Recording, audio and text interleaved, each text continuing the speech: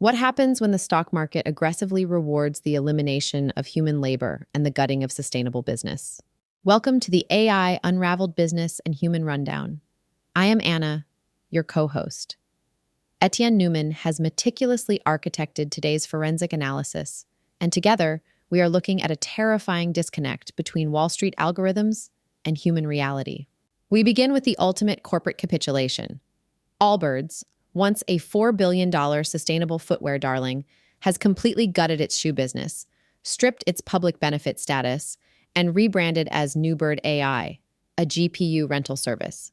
In response, the stock surged over 600%. The market is officially rewarding GPU hoarding over actual product creation, and that pursuit of raw efficiency is exacting a brutal human toll.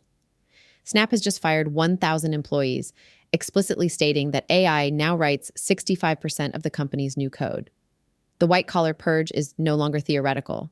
It is a line item on quarterly earnings reports. But as we hand over our code to the machines, our national security is fracturing. We deconstruct leaked Navy documents revealing that a Starlink outage left U.S. military drones completely paralyzed off the California coast, exposing the Pentagon's existential reliance on Elon Musk's satellite monopoly. From non-consensual AI apps generating $122 million on Apple and Google stores, to a new thought-to-text brain wearable, we are unraveling the friction of the future.